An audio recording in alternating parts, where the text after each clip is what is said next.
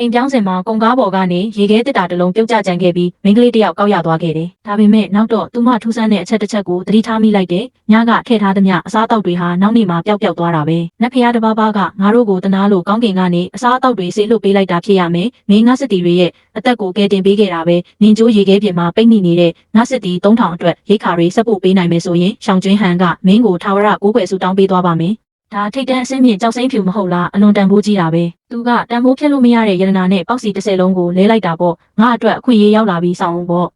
ဒါဆိုနင်းကရှောင်းကျွင်းဟန်ပေါ့ခဏဆောင်တော့ငါရိတ်ခါတွေအများကြီးပို့ပေးမယ်ဒါလေးကြည်စမ်းပါအောင်ဒီကြောက်စိမ့်လက်စုပ်ကတိတ်လာတာပဲတဒသမ8တန်းနဲ့တင်မှာဝယ်ပေးပါလားမင်းကနောက်ကိုတကယ်ချောင်းလိုက်နေတာလားမနေ့ကမှမင်းကိုမောင်းထုတ်လိုက်တာကိုခုချက်ချင်းရောက်လာပြန်ပြီပတ်စံမရှိလို့ဒီအထိလာတောင်းစားနေတာတော့မပြောနဲ့တော့ဒါဂျူပေါင်းဆိုင်ခွဲလေးမင်းချေထောက်အောက်ကကော်စောတောင်ဝယ်နိုင်မှာမဟုတ်ဘူး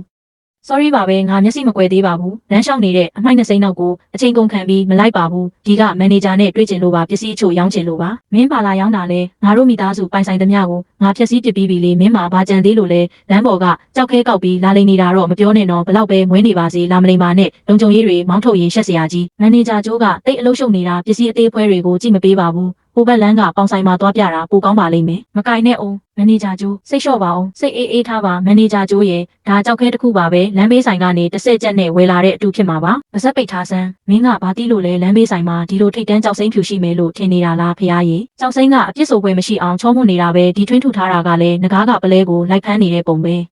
ဒါကုန်းမြေပေါ်မှာအကောင်းဆုံးထိတ်တန်းကြောက်စိမ့်ဖြူပါပဲတန်ဖိုးကိုဖျက်လို့တော့မရနိုင်ဘူး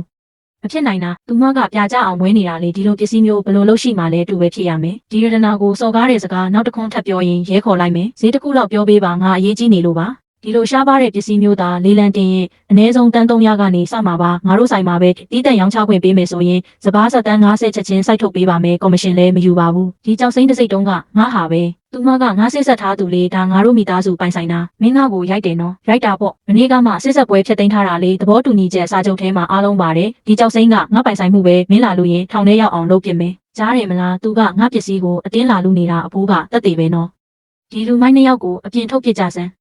နောက်တစ်ခါဒီဆိုင်ထဲခြေတလန်းမှမနှင်းစေနဲ့မင်းတတိထားစမ်းပါငါဒီတိုင်းလွှတ်မပေးဘူးတန်းကားဆက်ဆိုတာစတင်ဖို့မတီငွေပဲရှိသေးတယ်ငါကိုပိုင်စီးပွားရေးအင်ပါယာကိုတိစောက်ပြီးမင်းတို့မိသားစုတစ်ခုလုံးကိုအပြည့်ရှင်းပစ်မယ်ဒါပေမဲ့ပထမဆုံးအနေနဲ့ဒရိုင်ဘာမျိုးထဲမှာအကြီးဆုံးအစားအသောက်လက်ကားဈေးကိုမောင်းပေးပါတကယ်တော့တန်း300တန်ရတနာကိုပေါက်စီ30လုံးနဲ့ဝက်ဦးချောင်း2ချောင်းနဲ့လဲလိုက်တာဆိုတော့မိတ်စေတောင်ကိုရလိမ့်မယ်နည်းနည်းလောက်ထပ်တောက်ခံထားကြပါဦးအရှင်ထင်းတွေကုံတော့မယ်နှွေးအောင်မလုပ်နိုင်ရင်တက်သားတွေဒီညအသက်ဆက်နိုင်မှာမဟုတ်တော့ဘူး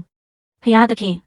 မင်းကြီးကြားနိုင်သေးရင်နောက်ထပ်အံ့ဩဖွယ်ရာတစ်ခုလောက်ဖန်တီးပေးပါဦးငါညီနောင်တွေဒီဆောင်ရာဒီကိုဖျက်ကျော်နိုင်အောင်ကူညီပေးပါငါအသက်ကိုအရှင်မင်းကြီးထံအနံပါတယ်ဒီစစ်တပ်သုံးအင်ဂျီထူတွေစတော့မှဘလောက်ကြံသေးလဲငါကုန်ယူမယ်ဒီပစ္စည်းတွေကရုရှားကိုပို့ကုန်လို့ဖို့ထုတ်ထားတာပါအေးဆက်တဲ့ရာသီဥတုအတွက်အထူးတင်တော်ပြီးစတော့ယုံမှာ320ကျန်ပါသေးတယ်စစ်သုံးဆောင်ထဲ90အပူပေးကက်ခွာ200အလိုလျောက်ပူနွေးတဲ့ဟော့ပေါ့ဘူး20အရက်ဘူး30နဲ့စတီးရေနွေးဘူး200လေရန်ခံမီးချစ်ဘောက်စ်100ပါပေးပါပစ္စည်းတွေကိုချက်ချင်းတင်ပေးပါမယ်